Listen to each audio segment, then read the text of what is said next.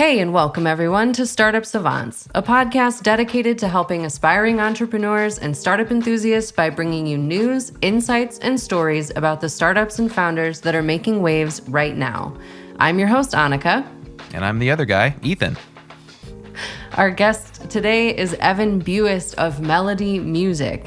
Evan is a former composer and founder of music platform Need a Jingle. Buist chose to pivot his original startup to create Melodie with a copyright-safe, non-exclusive music licensing model attracting the highest caliber composers possible. Hey, Evan, welcome to the show. Hi, Annika. Lovely to meet you. Lovely to meet you, too. If you could tell us a little bit about the history behind Melodie, its mission, and how you got started. Absolutely. Well, I should probably start with a little bit about myself. My background is in audio post-production, music composition. I wrote jingles for quite a few years in Australia, which is where I'm based, for B-grade shampoo commercials or head lice treatments, if we're going to be real. For many years, moved on to do audio post for some big companies like National Geographic, Fox Sports over here, a lot of the broadcasters. And have been pretty much a lifetime freelancer, dabbling in side hustles, as we call them. I created a startup business called Need a Jingle in 2014, which was a crowdsourced bespoke music platform whereby we grew to around 700 composer users who were pitching on advertising briefs. So we'd have a brand that would come in and say, we need a 30-second piece of music for, a shoe ad or something. Music would come in, the brand would choose the best one would win the license fee, and that was that. We'd clip the ticket, and that was Need a Jingle. It was a great little business, however, not hugely profitable, but very benevolent for emerging composers. The big takeaway from me for that one was the lack of curation. So even though we had 700 composer users, a lot of the music wasn't necessarily, to the standard that our clients were expecting, or necessarily even on brief. So I grabbed that idea and thought, okay, let's try and make a profitable version of this that's still benevolent for, composer users, but is of more value to our clients. So took that, purchased a code base from a company in Germany. I won't give you the name because it's irrelevant. But it was awesome and a great little hustle, and got that code base, tweaked it out with all of the search features that I knew would be, useful for end users based on my experience in audio post-production and writing music for TV, and that experience on both sides, both as a music creator, but also working with producers and editors to place music in content. Teamed up with a company called Uncanny Valley in Sydney, a very successful bespoke audio and technology company. And we created Melodie. And then together we went on to refine all of the search functionality, built up the composer base. There was 15 composers to start, by the way, from the 700 over at Need a Jingle. So we really culled that down to only the very creme de la creme of the selection. And now we're up to 100 composer users. They're from all over the world, all styles of music, extremely high quality, as you so kindly said, Annika. And and we've got this great platform. We're striving for all kinds of diversity, from gender to ethnicities to LGBTQI, because we believe through diversity in our composer base comes authenticity across all styles of music. We have two core products, which is both the Melodie platform that you will have seen, where you can search around and listen to music and click genre and mood and all of that jazz.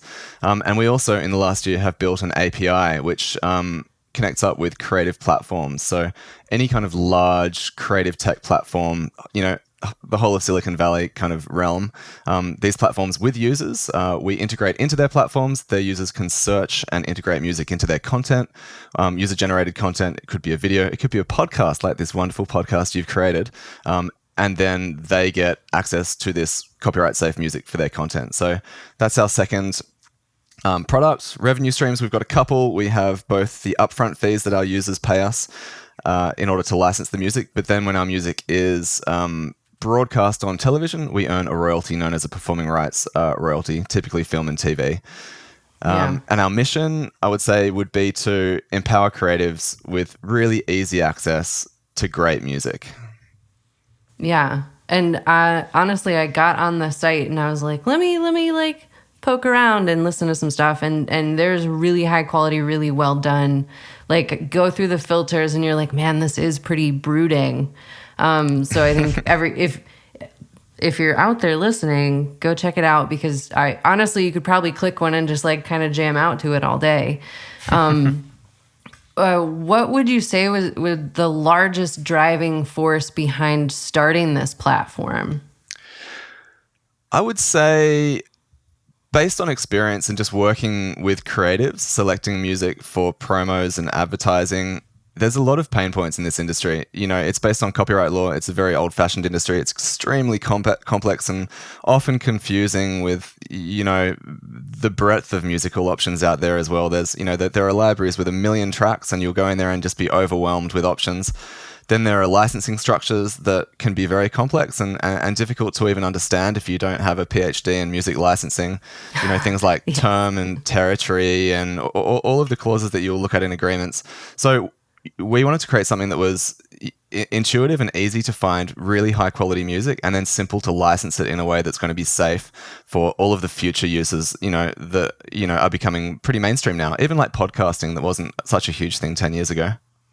Yeah, it sounds overall like you really simplified the process. So anyone involved with music and or needing music is grateful. Great. All right, we're going to dive in a little bit deeper, but first I'm going to ask you a pretty simple question. How is Melodie funded right now? We were bootstrapped, and then we had a tiny little investment from friends and family, co-founder kind of, capital investment. And then we went through a seed round, which ended up being quite a few investors, actually, angel investors, one venture capital company, and we raised $600,000. Sweet. And that was your round A? Australian dollars. Don't get too excited, Ethan. It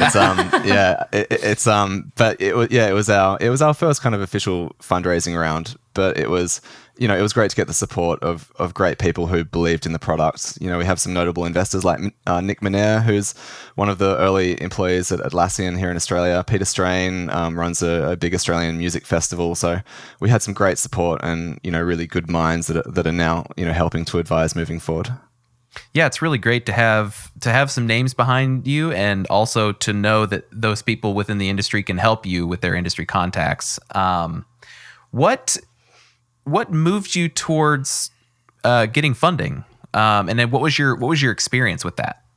Probably necessity. I would say running out of money is probably the most common reason to go down that route. Motivator.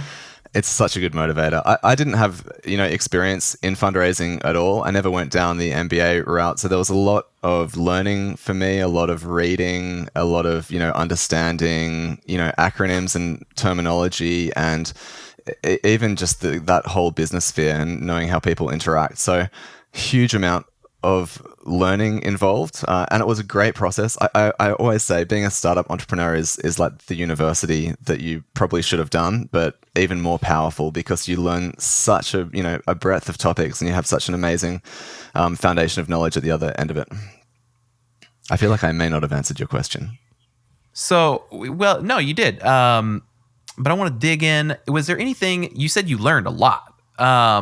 Was there anything that your research kind of missed? Like, did you get into the room with that VC and they asked you a question and you were like, wait, I need to know that?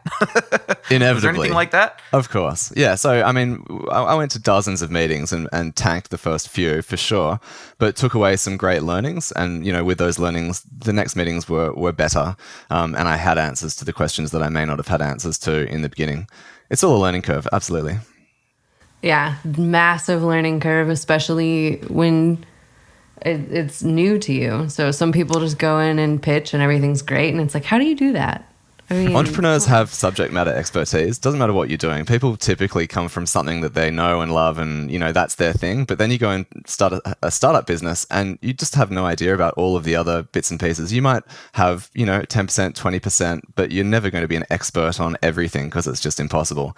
And I think fundraising, depending on where you come from, is probably a pretty common one. So there's a baptism of fire that everyone must go through. Yeah, definitely.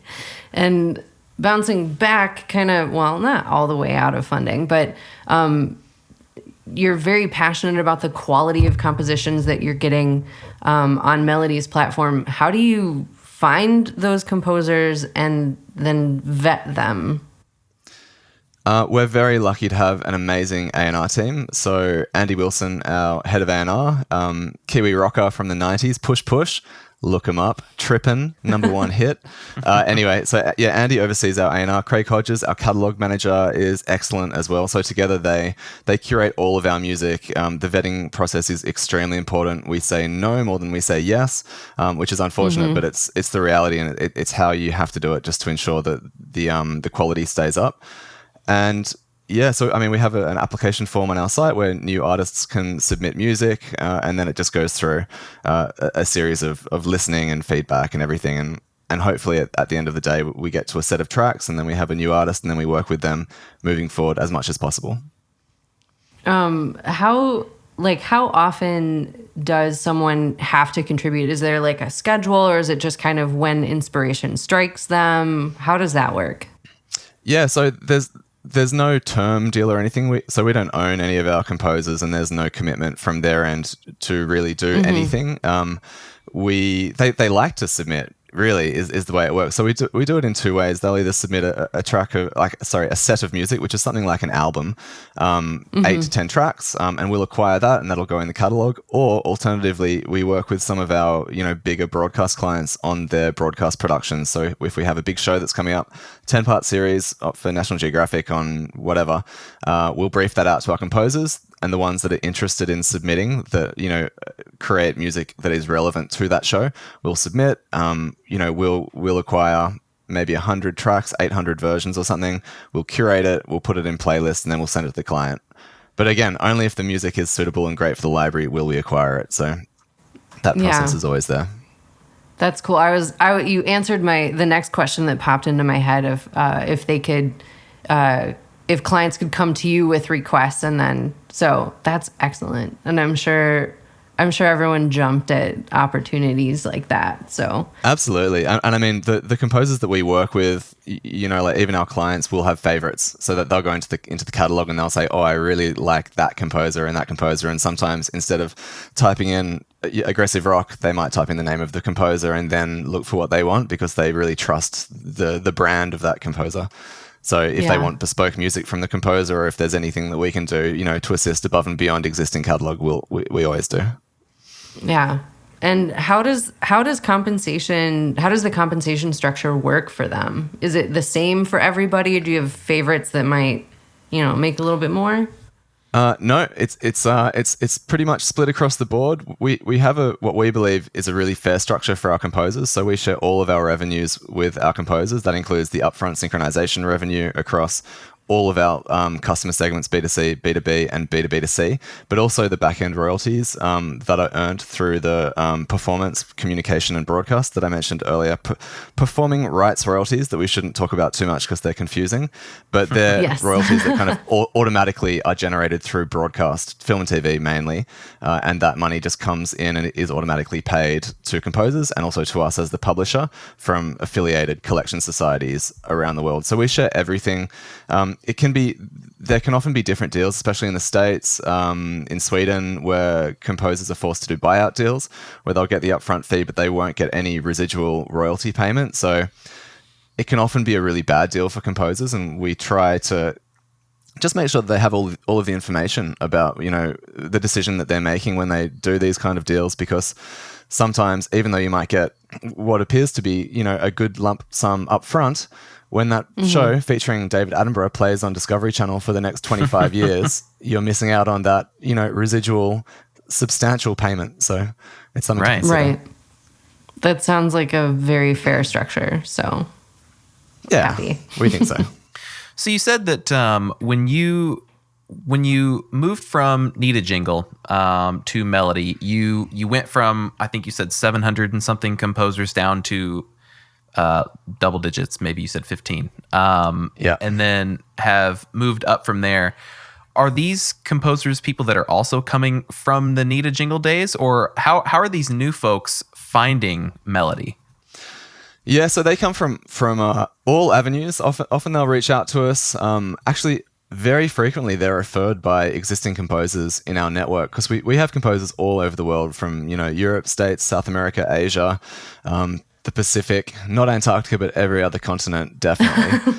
And yeah, so they're often referrals. We don't do any prospecting for artists. It's more just trying to get through all of the composers that come in. In fact, that's a lie. We do prospecting, but when we do it, it's very targeted on, specific, maybe award winners or something that we're really after. Like at the moment, for instance, we're working on vocal acquisitions because our catalog is mainly instrumental, and now we're looking to expand more into into vocal tracks as well. So that's something that's a little bit harder to come by in our little corner of the market. So we're reaching out a little bit to make that happen.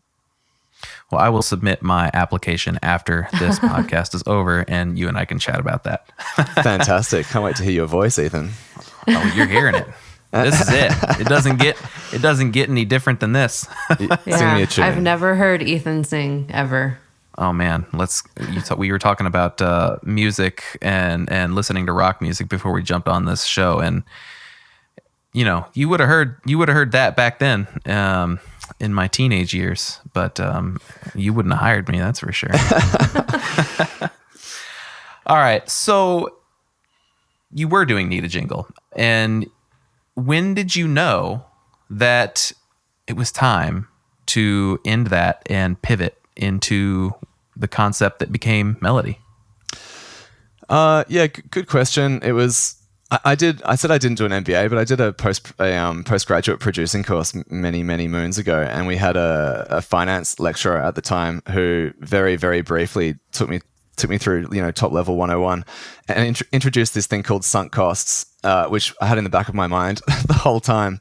Yes. With the case of Need a Jingle, I spent a lot of money on outsourcing the technology. It was a very complicated platform with a lot of automation built in to allow these 700 composers to directly interface with our clients. And it was riddled with bugs to the point where, and I'm not a developer as well, so trying to product manage something that's so filled with bugs and to be completely bootstrapped and unable to afford the next iteration.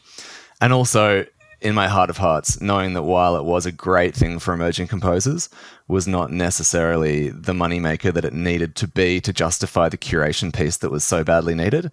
That's when I knew. Gotcha.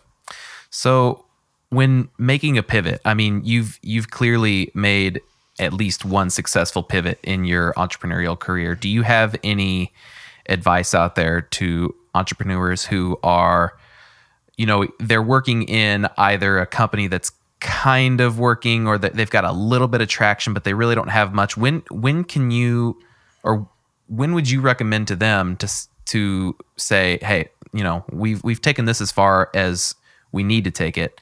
Let's jump into this next thing and put our full weight behind that? I think it's the same as starting a business in the first place. Like if you've done your research, and also markets change as well, right? So every business, I think you're taking a bit of a gamble, but you really need to gauge where you are at that time with the existing business. Is it making money? What are the problems? Can I fix it? Is there something better? What are the costs and opportunities involved? There are so many variables. It's almost impossible to kind of give advice based on that. I mean, in our case, we've pivoted again in very, very tiny ways along like things like our pricing structure, product market fit, trying to find that. We've done little pivots along the way. For instance, we started off with a different pricing structure where we had different media tiers where we would sell single tracks based on, you're doing a podcast or you're doing a TV show. The prices were very, very high and it was quite, complex. And we realized that a lot of the sales we were making were these unlimited deals. People didn't want to pay $500 for a single track. They wanted to have unlimited access to the music.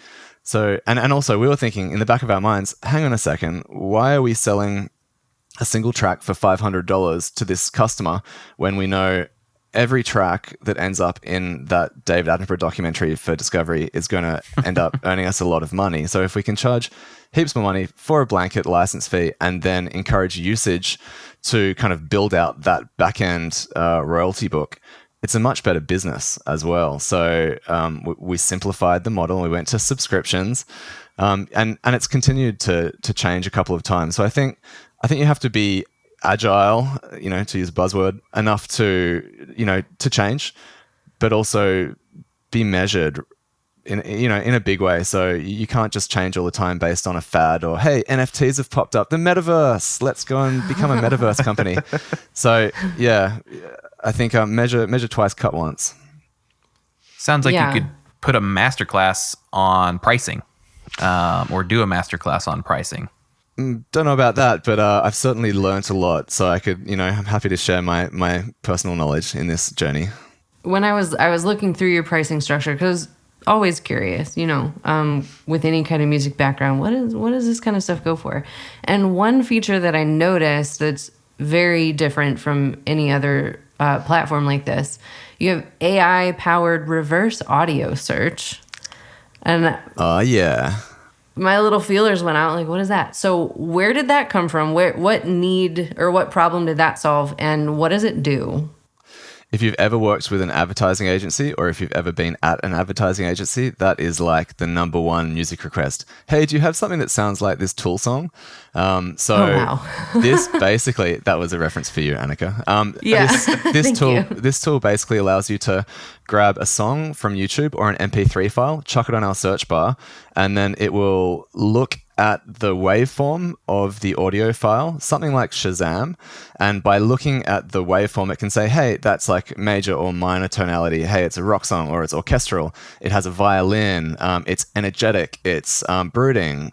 And then it'll use those keywords to then search our catalog for similar tracks. So it's something like reverse image search for Google, but it's a keywording tool effectively, and it's not ours. So this is a great plug for my friend Hazel Savage at Musio, who's wonderful. So this company Musio in Singapore, and Hazel, they've built this technology, Musio, MUSIO, and they license that technology to us. And so all of our AI tech is powered by them, including the find similar functionality, which is a little magnifying glass beside each track. If you click that, it'll again, extract all of the characteristics from that audio waveform and look for similar tracks using AI. It's great. Yeah, it's brilliant, because the number of times I'm a graphic designer, so you ask someone, what do you want, and they're like, I think I'll know it when I see it. And it's like, okay, let's walk through the land of Pinterest and show me what you like. So this is brilliant in sort of narrowing down.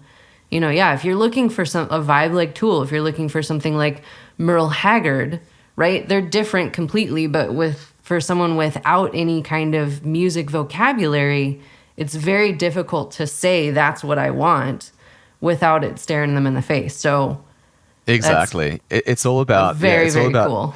Having, for us, we really wanted to make the search as intuitive as possible and really accessible for all levels of music supervisor, from professional to someone who really doesn't have any idea. And that's why we allow people to search using genre, or they can break it down into subgenre or moods, instruments, purpose, which is like production genres, BPM, tempo, key, and then these kind of more fancy tools. We also have search exclusions, which is amazing, which allows you to, instead of searching for tracks that feature a keyword, you can exclude tracks that feature a certain keyword. So if you want rock that doesn't have any acoustic guitar or something, you can do that. You can put a little negative sign next to the acoustic guitar button, and it'll kind of pull out any rock tracks that have acoustic guitar. Bad example, but in case that's what you wanted. I mean, it's very, very cool. And you've talked about a couple different dev teams and technology licensing and stuff like that. What was it like kind of building your in-house team out? And then how were you sort of pulling these, I don't want to call them partnerships necessarily, but kind of building your network out to help you with your business?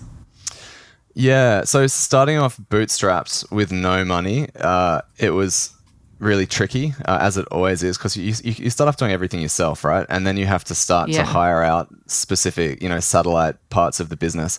I had really good advice early on from the people from our accelerator program at Scalex in Vancouver, who said you should hire the best people that you can afford, which is contrary to how you feel as an early stage founder, because you don't have any money. So you're thinking, all right, we'll outsource it for $10 an hour and we'll get someone who can, just make it work. but it's often not the way to do it. So they're like, if you need a marketing person, get a very good marketing person. Build an ESOP pool, incentivize in any way that you can to get those people on board. Maybe they don't work full time, but you get that really high level. So, we took that advice in every way that we can. Andy Wilson, who looks after our A&R, is an absolute, industry veteran and is extremely good at what he does. So, that part of our business, curation, is really looked after. The rest of our team, everyone is extremely capable. I'm really lucky to have hardworking, smart people around me. Everyone's nice as well. I feel like that's our hiring policy. We just hire really nice, cool people, and then check if they can do the work. And then another key part of it, I think, without a huge amount of cash, has been to build that network of advisors and consultants. So it's allowed us to grow quite a sizable team, really, with great minds and great networks. But we don't own them, which is kind of the way the world's going anyway. They don't work 9 to 5, and they don't need to.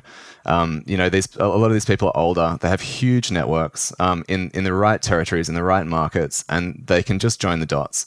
So something that might take a junior person a lot longer or may never achieve can be done in an afternoon over an espresso martini in your local bar. So they're the kind of people that we've been hiring.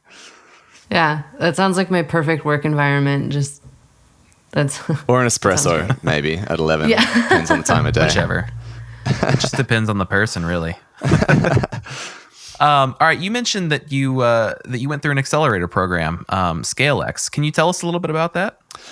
Yeah, so Ali and Mansoor Madhavi, I met them on a Slack channel, which was like a startup Slack channel that I was kind of a part of to learn.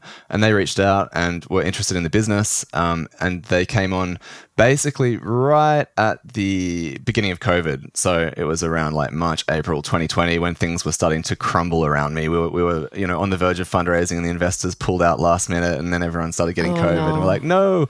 And they jumped in, and they were absolutely, I would say the value that they've added to our business has been as much as anyone else, that I can think of. The holes that they plugged, I think, also with the experiences that we didn't have, around, really getting a super strong investment proposal together from our cap table, our entire data room, the structure of everything, to be able to speak to investors in the right way. Their experience kind of allowed us to do that. They also introduced us to clients and an intern at the time, Celine, who has become our partnerships manager, currently part-time studying law in the UK, but is one of the most capable people you will ever meet. So they've been, can't thank them enough, really. Ali and Mansoor, hats off to you. Hats off. When you found that program, what stage were you at in your business, and what did you have to do to get into that program? I'm sure that they don't just accept everybody off the street that has an idea. No, that's right. So we were attempting to fundraise at those months leading into COVID. So we had, a lot of materials in place that explained the business in the way that I thought was the way to explain the business to investors. Turns out it's not. A 50-page pitch deck is not the way to do it, fellow startup founders. So we had a few calls. They went through all of our documents. They just really liked the business, and they saw the problems with what we were doing, but they saw through that to, the business that we were creating and the value in that royalty book through film and TV, and also the value of the creator market and the API tool that we had, in our tech roadmap at the time. So they really just believed in what we were doing, and I think they liked me. And it just went from there. And they've been fantastic. Like, even after we've been working together for a long time now, and we still meet up every week for, a phone call, and I tell them where we're at with the business, and they feedback and just give advice and just help to kind of guide, which is lovely. That's great.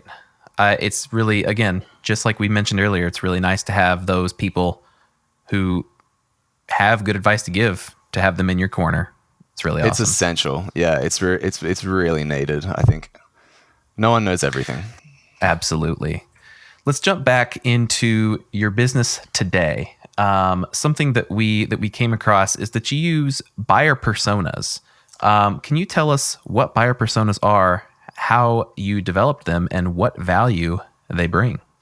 Yeah, so know your customers. That's another trick for beginners. So just trying to work out who it is that's buying your product. So again, for us, we've got B2C, B2B, B2B2C. We don't focus on the B2C creator market so much. That just kind of ticks away through our ambassador program and socials and email marketing and all that.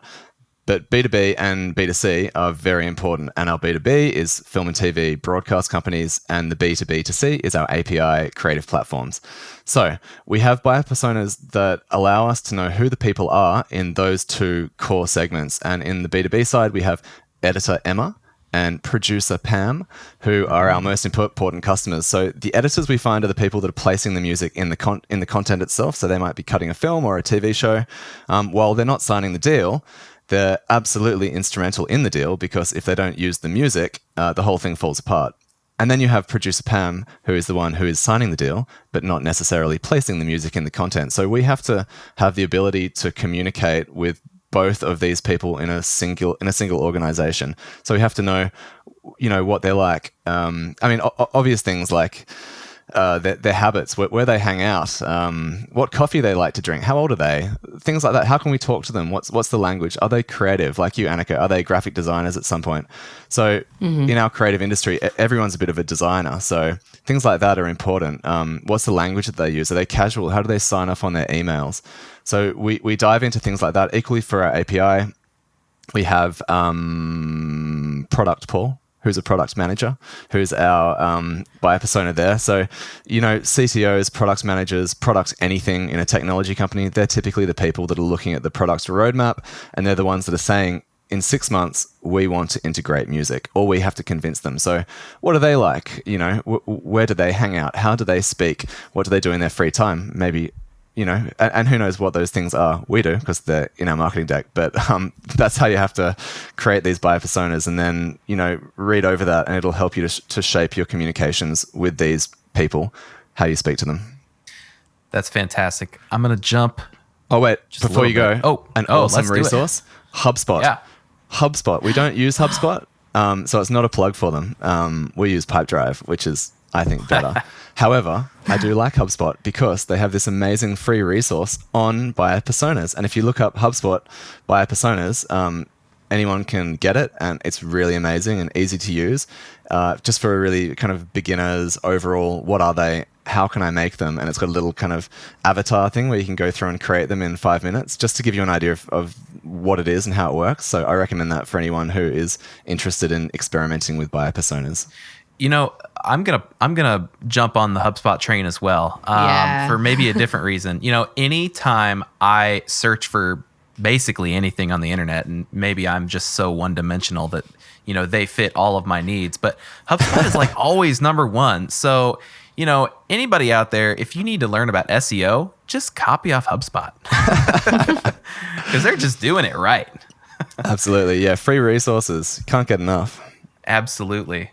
All right, I'm going to jump back to my jump and ask you about something that may be incredibly boring, but if it is, we'll just cut it, because, the magic of podcasts.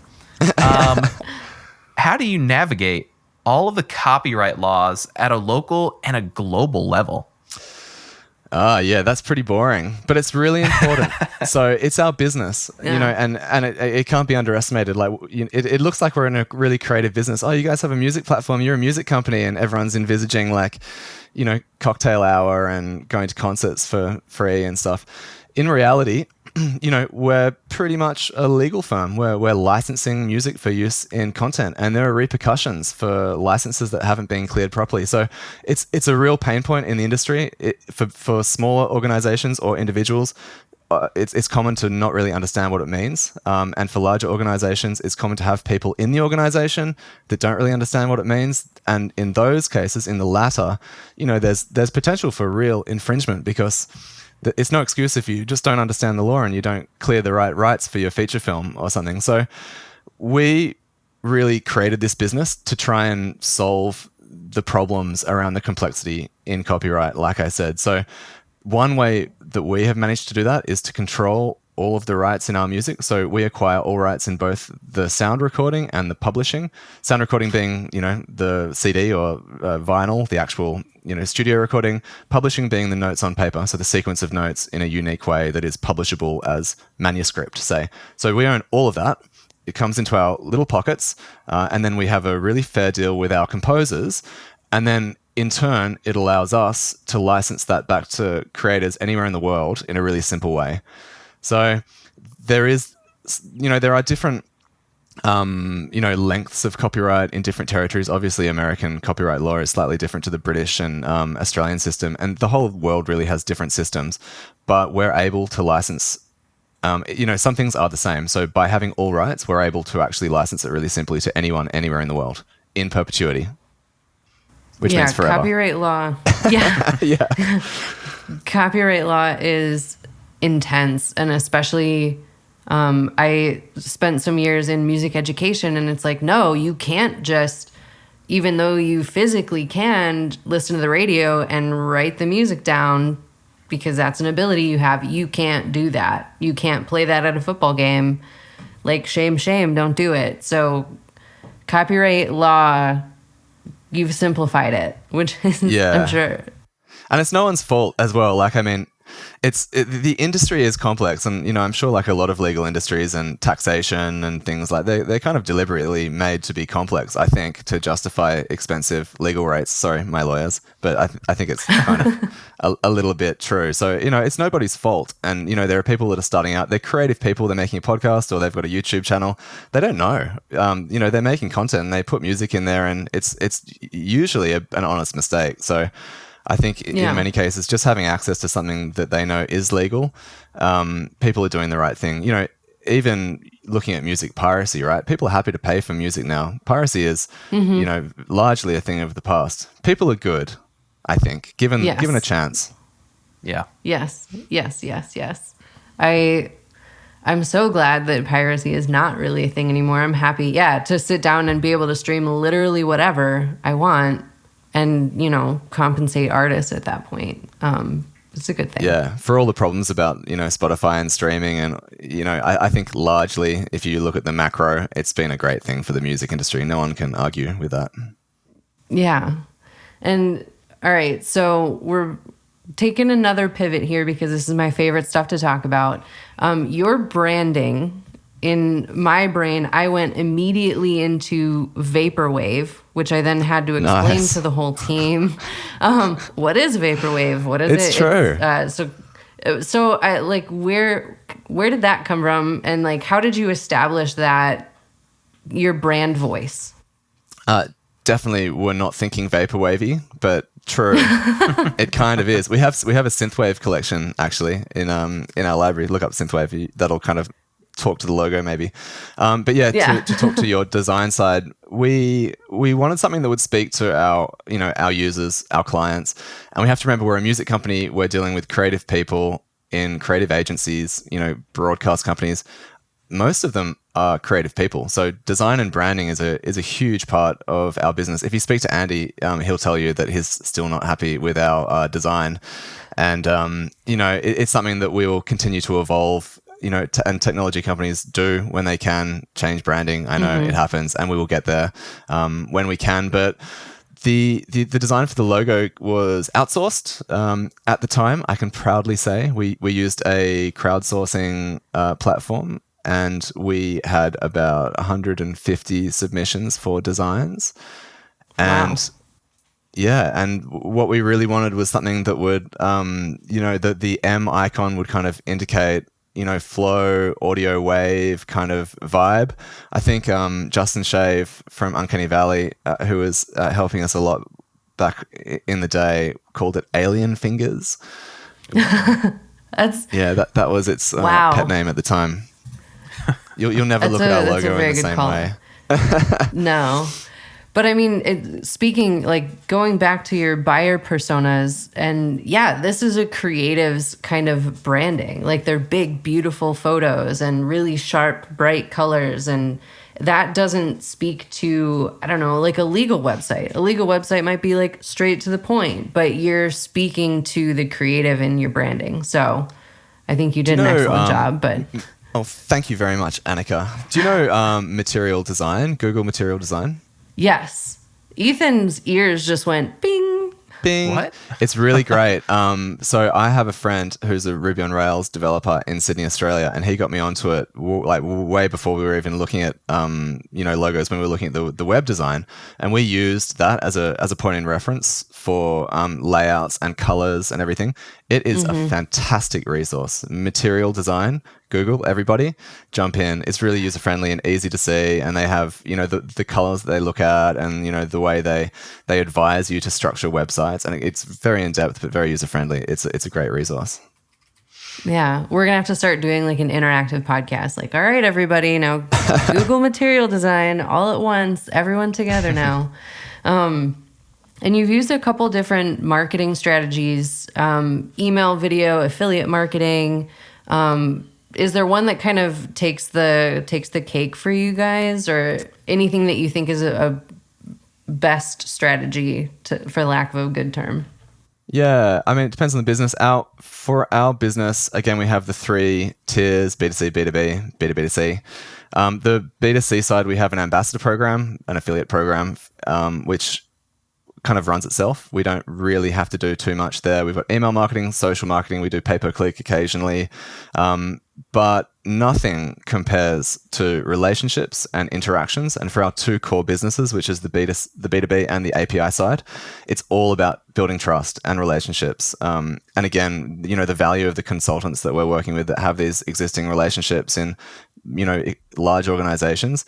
There's really nothing like it, because no one's gonna put that kind of investment in the case of the API site, say, where you're buying music for 10 million users for your platform. Not only for the price tag, but no one's going to put trust in your technology without meeting you and absolutely having full faith in every part of your business. So relationships all the way. And in the film and TV side, it's just a really relationship-driven business. It's why typically in the music industry, there's a network of sub-publishers. So you might have a British library, but they'll often just sub-publish, which means they'll have an agent company in a different territory that will look after their catalog in that territory. And the reason that's always been the case is it's just very difficult to not have boots on the ground, to be in a different part of the world, and to somehow be able to, compete with all of the libraries on the ground to get these people interested to use, your music over someone else's music. It's a very competitive market. So relationships, genuine trust relationships. They're very, very important in marketing and building trust in general. But I think you're onto something where film and television a lot of times is I don't want to say who you know, but yeah, building that trust is going to bring them closer to you and make them want to work with you. So. And you're building, and also it's your creative baby. So if you're a producer or an editor, you've made 10 shows in the past or documentaries, you'll want to work with the person or the organization who's helped make you the award-winning documentary last year. You're not going to necessarily want to take a gamble on someone else unless there's a very compelling argument, or unless you can sit down with that person and really trust that this is going to be something that will make a better creative asset for you. Now, I don't want to assume that I know the answer to my next question. I don't want to assume that the answer is relationships. So let's just assume that I'm not assuming that. And I'm just going to ask the question: how did you develop the partnerships that Melodie currently has with some big name folks? I mean, you mentioned National Geographic. We see Nickelodeon, A&E. How did you develop the partnerships that Melodie currently has? Yeah, so they all really started off in Australia through our internal network. Myself and the guys that started this business with me are all very connected in the Australian media industry. So we do know people and have worked at the bigger broadcasters and production companies. So, we've leveraged these relationships to at least open the door and to be able to get in there and say, hey, at least check this out. This is the music that we've created. We think it's great. What do you think? And that was all we needed in most cases to be able to have a first run on some of the Australian programs. And also, and this was a great trick, really, and we continue to do it. When you're small, you can do more of a white glove approach than larger organizations. So I really recommend that. And it's something that we did right from the beginning. So if we had a show, we would actually work with our composers to create music for that show. It would be licensed non-exclusively for that show and also available in our library. But basically, instead of just sending out, very random briefs to our composers saying, hey, we need, some vaporwave music, we would say, we have this actual show for National Geographic called Outback Wrangler with Matt Wright, and he's going to be wrestling crocodiles, and it needs this swampy, country folk music. Who's down?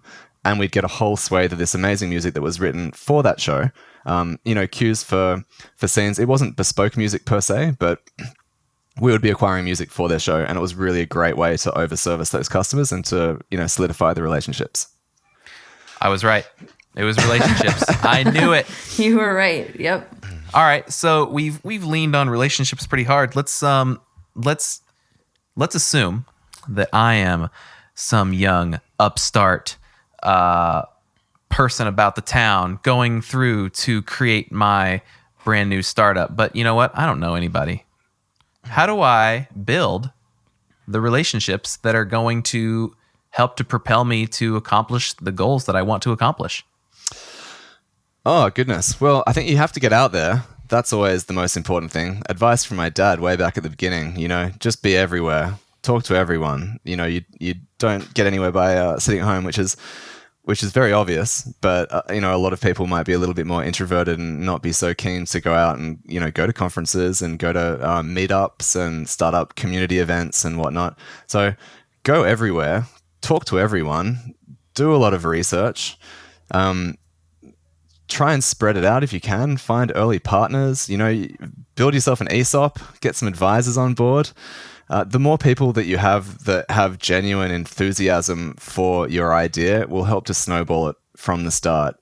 And it's very lonely and thankless if you do it by yourself. So share it around and work with great people who are better than you at the things you don't do well.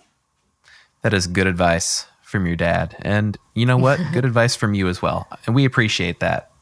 Thanks, Ethan. Absolutely. Yeah. So tell us about your domain name.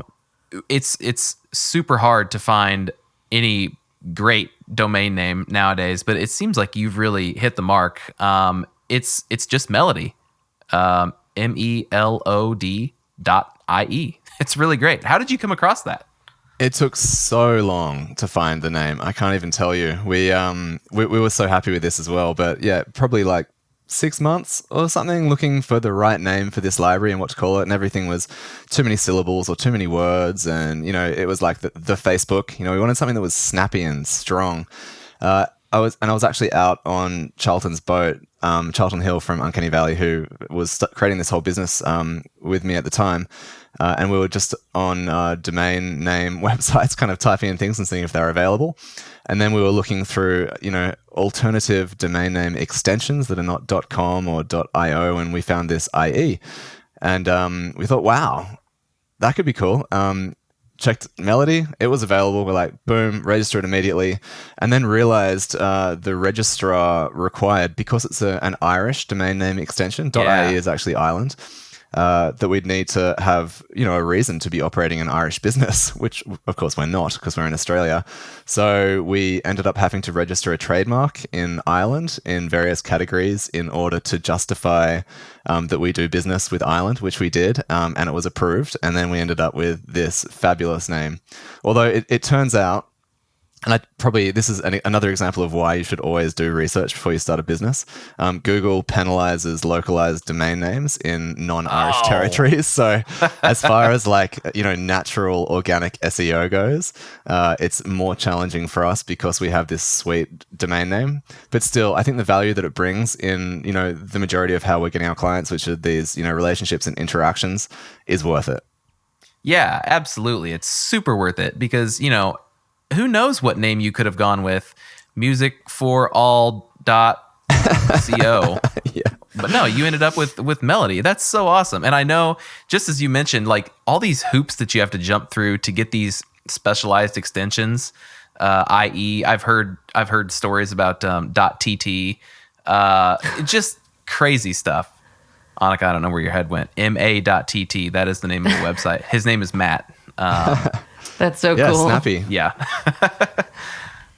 Well, and it's like it adds a little bit of character. Like you could have just not had a cool domain name, and it's like, but just that little extra step, it adds personality back into the brand. So always Thanks, very cool. guys. Appreciate the feedback. Yeah. So what's next for Melodie? Do you have any goals or ambitions you're working to achieve now or in the future? Yeah, so it's taken us, like, we're 4.5 years in now. We started with pretty much no music, no customers, and now we have a great catalog that satisfies all of our customers. We have a lot of, big name customers, and we have what is effectively a library, right? It's like your state library where you go in and you rent a book. Only being the non-exclusive digital form, we can rent our books to everyone anywhere in the world at the same time, as many as we want in every possible customer segment. So it's a really exciting place to be in, and also new industries keep popping up as well. Like I was saying, like even the metaverse, like there are opportunities in Web3 that we're looking at now that could materialize in the next 12 months. So Yeah. we're looking at the traditional parts of our business, specifically film and TV and our enterprise API, but we're also open to other areas. NFTs, it's not really an area that we're going to jump into right now because it's not the perfect fit with what we're doing, but there's definitely a place in our industry for NFTs. It's kind of exciting, actually, to potentially have a decentralized trackable system for music copyright. I'm not the one to build that business because it sounds like a big headache, but new technologies are really really exciting for us. So we launched in the US in January this year, a few months ago, and that's our big push for now. So Australia, we have done really well, and now we're just looking to replicate that in a bigger market. And Australia, just for reference, is 3.5% of the global market. The US is 50%. So we're trying to just do what we've done in Australia and replicate that over there, where there are a lot more libraries. So, it's an uphill battle, but we're enjoying it so far. Yeah, and those are great goals. And the US, we have a lot of love for you guys in Australia, so I'm sure you'll do excellently. Is that even a word? That's nice. It is here's now. A quick plug. I made it. I'm coming over to NAB in Las Vegas next month, and I'll also be in LA. So if anyone from these film and TV companies would like to say hey, I would love to say hey. Yeah, we'll got to set up a booth or something in Vegas and have people stop by. Any internal goals that you're working on? I know, I've been on your website for probably too long already listening to music, but your values and your purpose of if you're listening and you're following along, go check it out. Any kind of internal or company culture goals? What's going on with you there?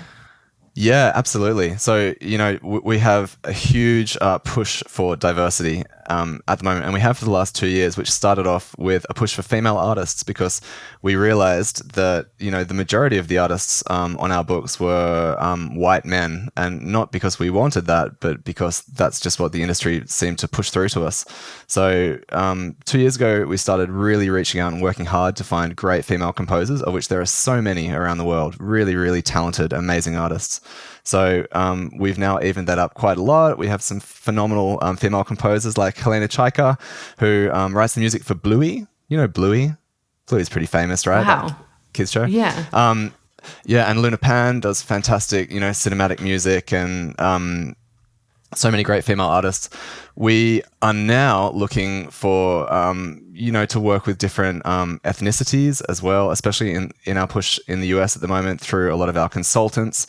We really want to even things out so that we have that cultural spread, which is beautifully reflected in music as well. So, we want to have authenticity across the musical styles that we're working with, that typically can come from culture, really. I mean, in an authentic way. Anyone can play the didgeridoo, right? But they probably shouldn't unless they're an Indigenous Australian, of which we have 3 on our platform: James Henry, Nookie, and Riverboy. So, we've got some really fantastic talent there.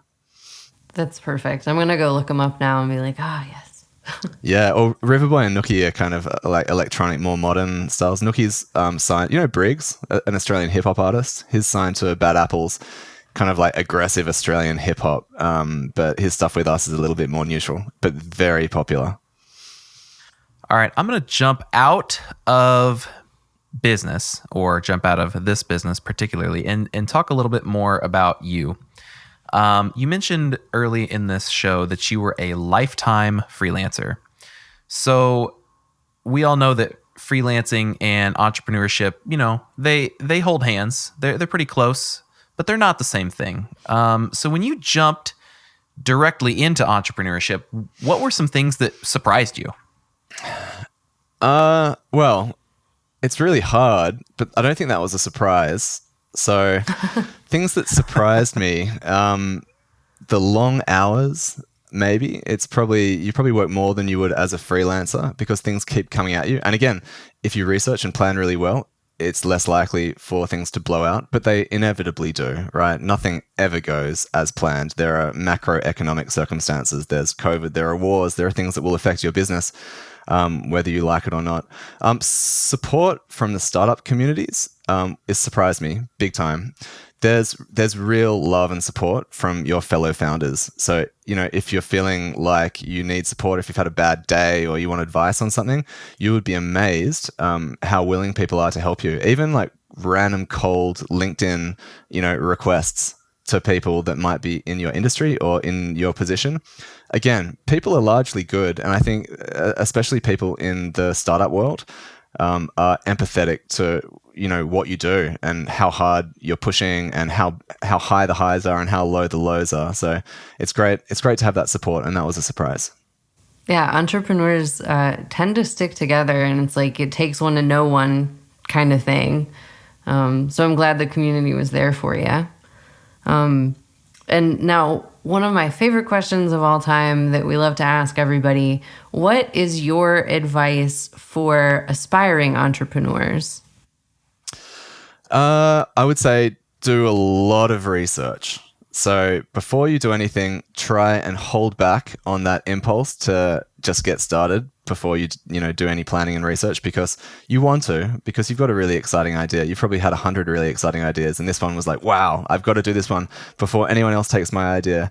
But fail to plan to fail, cliche, but so important. Like, really, just remember that if you don't do your research, you will fail. There are things that you will not realize, and they will bite you, and it will potentially be a terrible experience rather than one that can be a really great experience.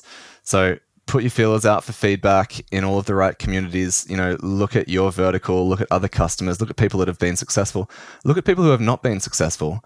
SurveyMonkey is free. Don't forget that. That's cool. You can build channels on social media. You can try and build a following.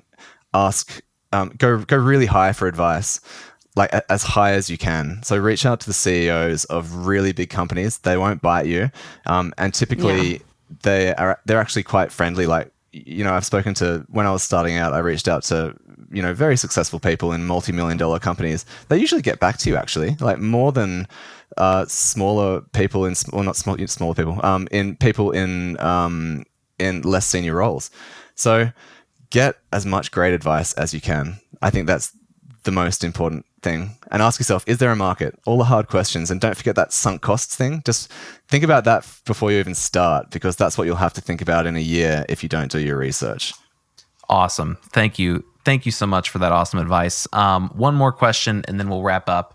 How can our listeners help to support you and Melodie? That's a lovely question to ask. Thank you, Ethan. If you're interested in really high quality, authentic music for any kind of content, be that professional film and TV production, if you're a creator making videos or podcasts or games or animations, or if you run a large creative technology platform where you have 1 million users or even 10,000 users, we would love to hear from you, and we can provide you with all sorts of really great music for your content. Awesome. Well, we will put that link over in the show notes along with everything else that we've talked about today. And that is going to be it for this episode of the Startup Savants podcast. Thanks for hopping on and listening in. Hey, listener, we have a favor to ask you. If you like the show and you think we deserve it, please head on over to Apple Podcasts and give Startup Savants a 5-star rating. It really helps us to get in the ears of more awesome folks just like you. And if you want to give us some feedback, head over to startupsavant.com/podcast and put some words in our comment box. And of course, if you know anybody who you think would enjoy this show, don't be a pod hog. Be a friend would like to have, and hit that big ol' share button. For tools, guides, videos, startup stories, and so much more, head over to truic.com. That's truic.com, TRUIC.com. See you, folks. Bye. Thanks, guys.